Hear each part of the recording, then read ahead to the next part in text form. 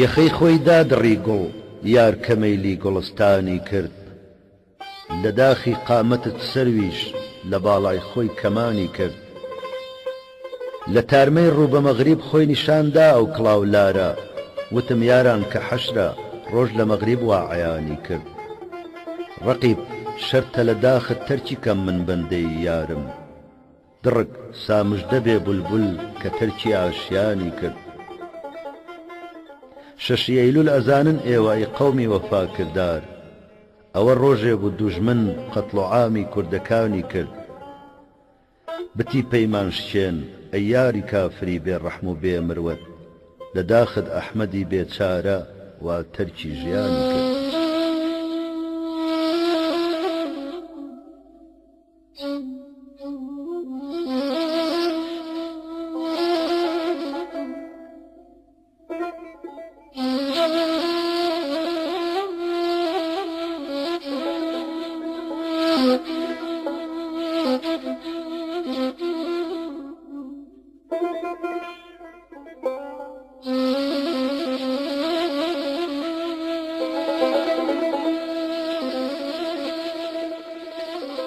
کە دولبەر خۆی نواند خورشیدی خاوەر زوو فراری کرد خەجاڵەت ماو بە زەردی عەزمی پشتی کۆساری کرد بە سۆزی سینە ناڵانی لە فەسڵی پاییزا بولبول کە ڕۆیە ناو گوڵستان و خەیاڵی نەوبەهاری کرد خوار ڕۆژی ئەزەل ئەو بەژن و باڵایی کە تەسویر کرد لە شەوقی ئەو بوو خەڵقی عەرعەر و سەر و چناری کرد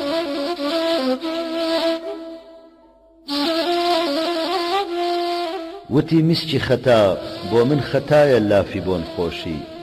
کە هاتوو بۆنی عەتری پەرچەمی شێواوی یاری کرد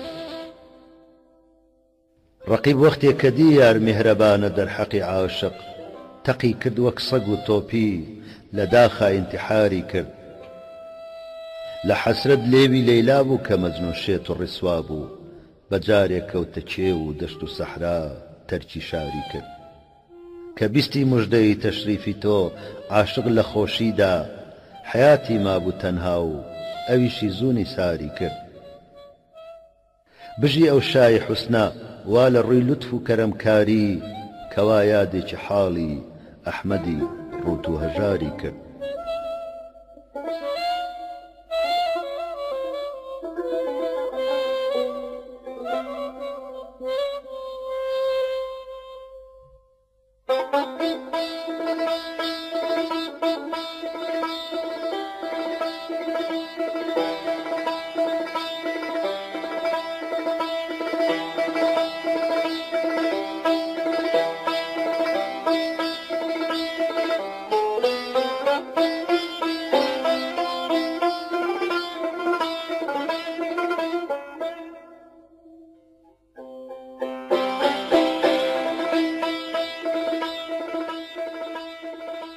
ئەگەر بینێمە سەر خوددەی وەکو دنگ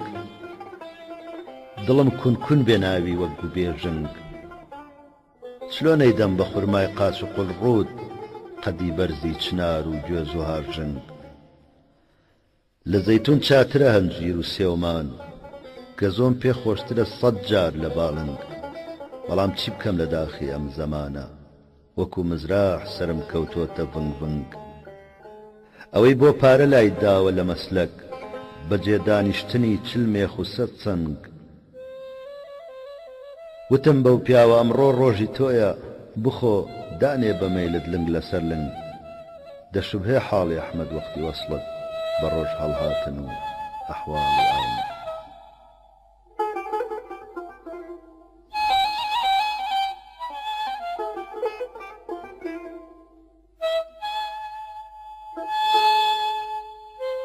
نمونەی ڕووی تۆیە پەڕڕەی گوڵ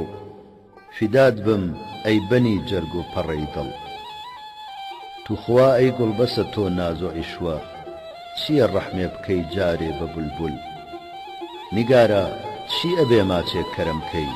بکەی مەقسوودی ئەم بیمارە حاصڵ وەکو ناڵینی من وایە لە عەشقت فغان و زەمزەمەی بولبول لەسەر چڵ بە توندی بەس بڕۆ بێ ڕۆحەکەی من بە چاوما پێ بنێ با بەس بکا گل مەحاڵە تەرکی ساقی و یار و بادە بەسە واعز مەکە توخوا قسەی گل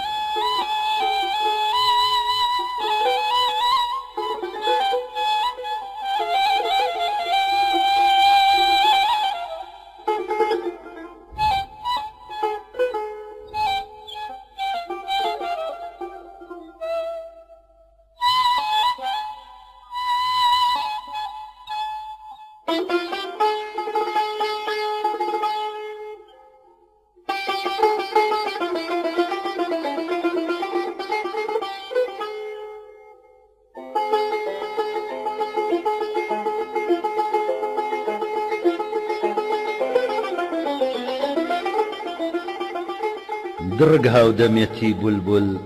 پەشێوە حاڵەتی بۆ گوڵ بەهاران بۆیە ئەو دایم ئەکا هەر ئەم چڵ و ئەو چڵ لەلام وایە کە حەتا خاکی ژێرکەوشی ڕەقیبانت جەواهیر سورمەیە بۆ چاوەکانم مەرهەمە بۆ دڵ زەمان بەم حیزیە تاڵع بەم ناسازیە ئەمڕۆ نگاریش لوتفی وابێ چۆنە بێ من مەطلبم حاصڵ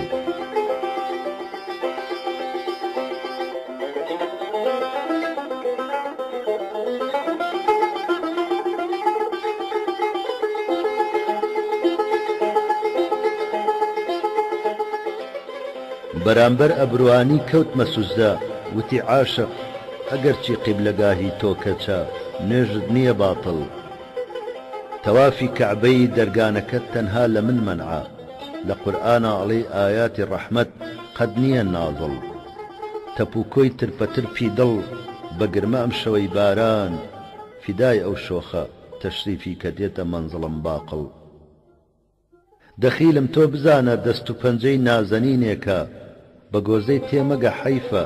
توخوا تۆمەی خەرە ناوگەڵ وەکو موسا هەموو ئەعزای کە ئەیبیز ڕۆژی کێوی توور لەسەر تا پێم ئەناڵێ وەقتی هیجرت نەک بە تەنها دڵ ئەزانی قەدری ئەحمەدکەی ئەزانن ئەهلی ئەم شارە لە دنیا دەربچێ و بمرێ و بچێتە ژێری خاک و گەڵ